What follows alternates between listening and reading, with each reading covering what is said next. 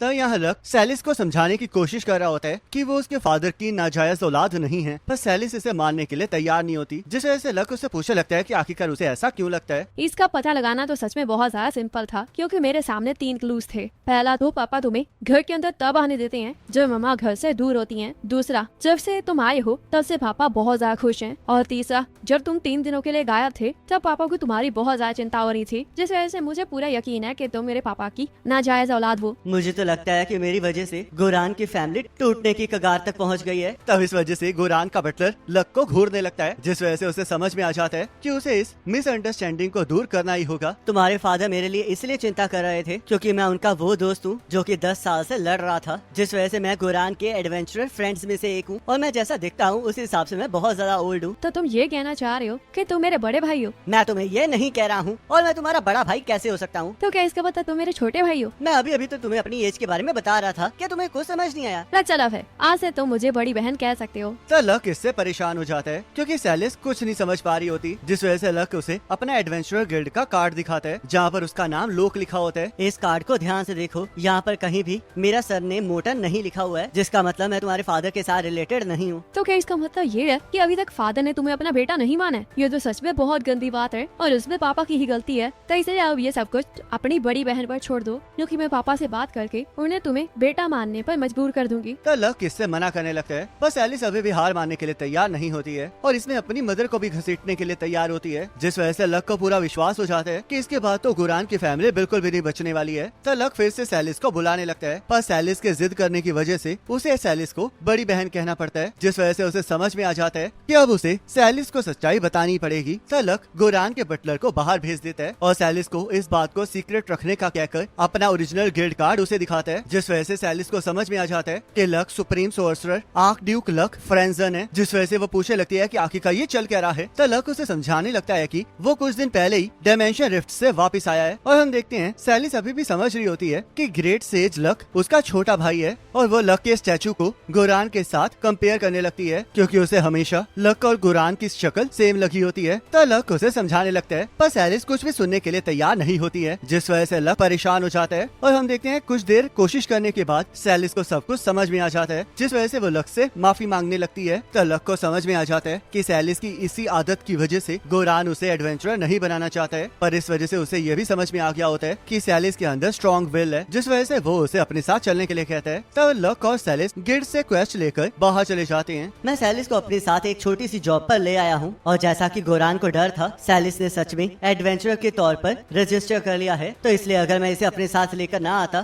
तो ये अकेले ही किसी जॉब पर चली जाती। मुझे पूरा यकीन है कि ये बाहर जाने के लिए इसलिए एक्साइटेड थी क्योंकि ये अपने टर्म्स पर दुनिया को घूमना चाहती थी। तो सैलिस फॉरेस्ट में मजे करने लगती है और वो लोग रास्ते से इंफॉर्मेशन को गेन कर रहे होते हैं। जैसा कि गिल्ड ने बताया था, वैसे ही लोगों ने यहाँ पर मिथिकल बीस्ट को देखा है, जैसे कि सर्वरस, हाइड्रा, किमेरा और एक जाइंट ड्रैगन, पर इन सब के बावजूद भी किसी ह्यूमन को चोट नहीं लगी है। इन सबको तो सुनकर लग रहा है कि ये किसी ई रैंक एडवेंचरर की जॉब तो बिल्कुल भी नहीं है। क्या तो आप ठीक रहे हो, पर आखिरकार इसका मतलब क्या है? इसका मतलब ये है कि गिल्ड ने ये डिसाइड किया होगा कि जो बीस्ट यहाँ पर दिखाई दे रहे हैं वो असल में एग्जिस्ट नहीं करते हैं। तो इसका मतलब जो यहाँ पर मिथिकल बीस्ट दिखाई दे रहे हैं वो इल्यूजन्स हैं। बिल्कुल सही कहा। तो यहाँ लक और सैलिस उस जगह पर पहुँच जाते हैं जहाँ पर लोगों को मिथिकल बीस्ट दिखाई दिए होते हैं और हम देखते हैं उनके वहाँ पर आते ही एक ड्रैगन उनके सामने आ जाता है, जिस वजह से सैलिस डरने लगती है और लक से पूछने लगती है कि क्या ये सच में इल्यूजन है। तो लक उसे समझाता है कि उसे रियल ड्रैगन का मास महसूस नहीं हो रहा है और ना ही लिविंग क्रिएचर का बॉडी टेम्परेचर महसूस हो रहा है, जिस वजह से ये एक इल्यूजन ही है। तो लक सैलिस को उस इल्यूजन से लड़ने के लिए भेजता है और हम देखते हैं सैलिस उस ड्रैगन के ऊपर चढ़ के तलवार से हमला कर देती है, पर वो ड्रैगन अपने नाखूनों से सैलिस के हमले को रोक देता है, जिस वजह से सैलिस बार बार उसके ऊपर हमला करने लगती है। गोरान ने सही कहा था कि सैलिस की एबिलिटी एक वॉरियर के तौर पर बी रैंक की है, पर ये इल्यूजन सच में बहुत ज्यादा एक्यूरेट है क्योंकि ये एक जाइंट मास ऑफ माना है जो कि किसी मामूली सॉर्सर के बस की बात नहीं है, और यही वो कारण है कि सैलिस की स्वॉर्ड इस ड्रैगन को टच हो रही है और इसी वजह से सैलिस को ऐसा लग रहा है कि ये ड्रैगन बिल्कुल रियल है।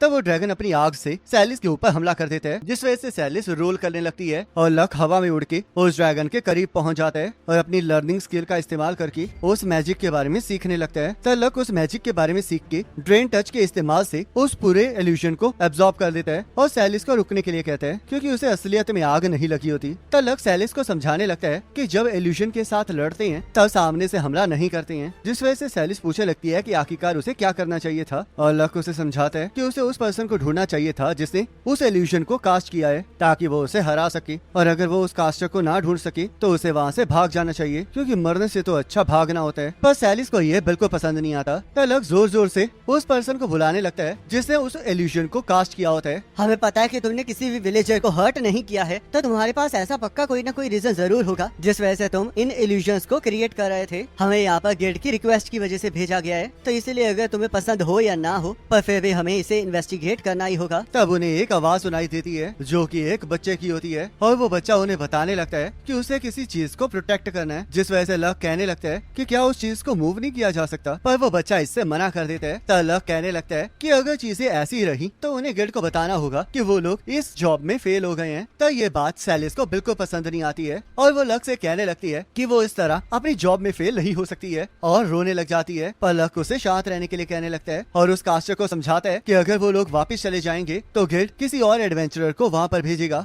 जो कि उसके साथ जोर जबरदस्ती भी कर सकते हैं और उस पर हमला भी कर सकते हैं, जिस वजह से किसी को भी हैप्पी एंडिंग नहीं मिलेगी। तो इसलिए उस कास्टर को उनके सामने आना ही होगा। तब वो कास्टर इस बात को समझ जाता है और एक पोर्टल खोलकर उनके सामने आ जाता है। तो सैलिस देखती है कि उस बच्चे के सिर पर सींग है, जिस वजह से उसे समझ में आ जाता है कि वो एक फील्ड है, जिस वजह से वो बच्चा शर्माने लगता है। पर तभी लक उसके इल्यूजन की तारीफ करने लगता है और उसे बताता है कि वो उसके मैजिक से बहुत ज्यादा इम्प्रेस हुआ है और वो बच्चा इसके लिए उसे थैंक यू कहता है। तो लक खुद को और सैलिस को इंट्रोड्यूस करता है, जिस वजह से वो बच्चा अपना नाम लुसीरा बताता है। तो सैलिस लक से पूछने लगती है कि क्या फेंट्स इविल नहीं होते हैं, जिस वजह से लक उसे समझाता है कि ये एक गलत फहमी है क्योंकि चाहे फेंट बहुत ज्यादा पावरफुल मेजिस और फाइटर होते हैं पर फिर भी वो लड़ाई करना नहीं चाहते हैं। तो लक लुसीरा से पूछने लगता है कि आखिरकार वो किस चीज को प्रोटेक्ट कर रहा है, जिस वजह से लुसीरा उन्हें अपने साथ चलने के लिए कहते हैं और वो लोग उसके साथ चल पड़ते हैं। तो रास्ते में लक लुसीरा से पूछने लगता है कि आखिरकार उसने उन पर भरोसा क्यों किया है। मेरा इल्यूजन आपके ऊपर काम नहीं किया, जिसका मतलब आप मेरे से भी ज्यादा ताकतवर सॉर्सरर हो, पर फिर भी आपने मुझे जबरदस्ती इन्वेस्टिगेट करने की कोशिश नहीं की, जिस वजह से मुझे एहसास हुआ कि मैं आप पर भरोसा कर सकता हूँ। तब वो लोग एक एंशिएंट रूइंस पहुंच जाते हैं जहाँ पर लुसीरा एक रूम में चला जाता है और किसी को बताने लगता है कि वो वापस आ गया है। तब लक और सैलिस अंदर जाके देखते हैं कि वहाँ पर तो बस एक चिकन है और जैसे सैलिस उसे चिकन कहती है वैसे ही लुसीरा उसके ऊपर गुस्सा करने लगता है और कहने लगता है कि वो सेराफोल है, पर सैलिस फिर भी नहीं सुन रही होती। तब लक को भी कुछ समझ नहीं आ रहा होता, जिस वजह से वो इसके बारे में लुसीरा से पूछने लगता है। ये एक सेराफोल है और ये एक ऐसे चिकन है जिनके पास डिवाइन पावर्स हैं। तो सैलिस फिर से उसे चिकन कहने लगती है, जिस वजह से लुसीरा को और गुस्सा चढ़ जाता है और लक उसका मुंह बंद करके लुसीरा से सेराफोल की डिवाइन पावर्स के बारे में पूछने लगता है। इन सेराफोल्स को मेरे ट्राइब के लोग वर्शिप करते हैं क्योंकि कहा जाता है कि सेराफोली अपनी क्रोइंग की वजह से इस दुनिया को जगाते हैं और उनकी ये क्रोइंग डे और नाइट के बीच में लाइन ड्रॉ करती है, जिससे कि डिफरेंट वर्ल्ड्स के अंदर एक क्लियर बाउंड्री बनती है और इसी वजह से दूसरी डिमेंशन के भी कोई भी लोग यहाँ पर नहीं आ सकते हैं। तो लक लुसीरा से पूछने लगता है कि क्या वो ये कहना चाहता है कि इससे डिमेंशनल रिफ्ट भी क्लोज हो सकती है, जिस बात पर लुसीरा एग्री करता है और लक को समझ में आ जाता है कि सेराफोल को वैम्पायर्स टारगेट कर रहे हैं। मेरा ट्राइब यहाँ पर नॉर्थ में ही एक माउंटेन के ऊपर रहता था, पर एक दिन अचानक से बहुत सारे वैम्पायर्स ने हम पर हमला कर दिया और सिर्फ मैं ही बच पाया। हमारे विलेज के चीफ ने सेराफोल की जिम्मेदारी मुझे दी थी और मैं इन्हें लेकर यहाँ पर आ गया क्योंकि ये एक एंशिएंट टेम्पल है और हमारे विलेज के चीफ ने हमें कहा था कि यहाँ पर एक ऐसा बैरियर है जिस वजह से वैम्पायर्स यहाँ पर नहीं आ सकते हैं। तो सैलिस लुसीरा से पूछने लगती है कि क्या वैम्पायर्स ने वहाँ पर हमला नहीं किया, पर लुसीरा उन्हें बताता है कि इन सब के बावजूद भी वैम्पायर्स ने उस पर हमले किए हैं, जिस वजह से लक लुसीरा को अपने साथ रॉयल कैपिटल चलने के लिए कहता है और उसे समझाता है कि वहाँ पर कोई बैरियर नहीं है। तो लक लुसीरा को अपने आप के ऊपर भरोसा दिलाने के लिए डीमन किंग की तलवार को उसके सामने रख देता है और उसे बताता है कि उसने डीमन किंग को हरा दिया है, जिससे कि लुसीरा को एहसास हो जाता है कि उसके सामने ग्रेट सेज लक खड़ा है और हम देखते हैं लक ये कसम खाता है कि वो सेराफोल को अपनी जिंदगी देकर भी बचाएगा क्योंकि उसकी पावर से ये दुनिया बच सकती है और क्योंकि लुसीरा ने सेराफोल को अब तक बचा कर रखा है। तो लक उसे और उसके ट्राइब को भी थैंक यू कहने लगता है, जिस वजह से लुसीरा इमोशनल हो जाता है और उसे यकीन नहीं आ रहा होता कि ग्रेट सेज लक ने उसे थैंक यू कहा है, जिस वजह से वो बहुत प्राउड महसूस कर रहा होता है। तब वो लोग वहाँ से बाहर निकल जाते हैं, पर तभी उनके ऊपर वैम्पायर्स हमला कर देते हैं, जिससे कि लक लुसीरा को बचा लेता है। तब वो वैम्पायर्स लक से उसका नाम पूछने लगते हैं, पर लक किसी लेसर वैम्पायर को अपना नाम नहीं बताना चाह रहा होता, जिस वजह से उन वैम्पायर्स को गुस्सा आ जाता है और वो लोग ट्रांसफॉर्म हो जाते हैं। इन्हें देखकर ये साफ साफ पता चलता है कि ये लुसीरा के पीछे हैं, जिसका मतलब इन्हें सेराफोल चाहिए, तो इसलिए मैं इनमें से एक को भी भागने नहीं दे सकता हूँ। तब लक मैजिक एरोस से उनके ऊपर हमला कर देता है और उन्हें हेल फायर में जला देता है। तब एक और वैम्पायर छुप के उन्हें देख रहा होता है और बैट्स में ट्रांसफॉर्म होके वहाँ से भागने लगता है, पर तभी सेराफोल की क्राइंग की वजह से वो तबाह हो जाता है, जिसे देखकर सैलिस हैरान हो जाती है और लक पूछने लगता है कि क्या क्या वो सेराफोल की पावर थी। तब लुसीरा इस पर एग्री करता है और उन्हें बताता है कि जब वैम्पायर ट्रांसफॉर्म हुआ तब सेराफोल ने एक बाउंड्री ड्रॉ कर दी, क्योंकि सेराफोल की पावर के आगे कोई भी ऐसी चीज नहीं टिक सकती है जो कि ट्रांसफॉर्मेशन के बीच में हो। तब सैलिस पूछने लगती है कि अगर सेराफोल के पास इतनी ही अमेजिंग पावर है तो आखिरकार वो लोग वैम्पायर से बच के क्यों भाग रहे हैं। जिस वजह से लुसीरा उसे समझाता है कि सेराफोल की पावर तभी काम करती है जब वैम्पायर ट्रांसफॉर्म हो रहे हो, जिसे सुनकर सैलिस सेराफोल की तारीफ करने लगती है और फिर से उसे चिकन कहने लगती है। तब वो तीनों घर वापस पहुंच जाते हैं जहाँ पर सिया लक का इंतजार कर रही होती है और सैलिस उसके बारे में पूछने लगती है। तब लक उसे बताता है कि सिया एक बी रैंक एडवेंचरर है और वैम्पायर्स को भी हंट करती है। जिस वजह से सैलिस बड़े फक्र से बताने लगती है कि वो लक की अप्रेंटिस है, जिससे कि सिया को कोई फर्क नहीं पड़ता है। और वो लक को बताने लगती है कि उसे एक इम्पोर्टेंट मैटर के बारे में बताना है। जिस वजह से वो दोनों लक के रूम में चले जाते हैं जहाँ पर सिया उसे बताती है कि वैम्पायर्स कुछ बड़ा करने वाले हैं, क्योंकि उन्हें एक वैम्पायर हायर लॉर्ड लीड कर रहा है। और हमें पता चलता है कि वैम्पायर हायर लॉर्ड बहुत सारे वैम्पायर लॉर्ड्स को कंट्रोल करता है, जिस वजह से वो वैम्पायर्स के किंग का भी किंग है। और इसी के साथ ये एपिसोड खत्म हो जाता है। अब नेक्स्ट एपिसोड का लिंक आपकी स्क्रीन पर आ रहा होगा, उस पर क्लिक करके अगले एपिसोड को देख सकते हो।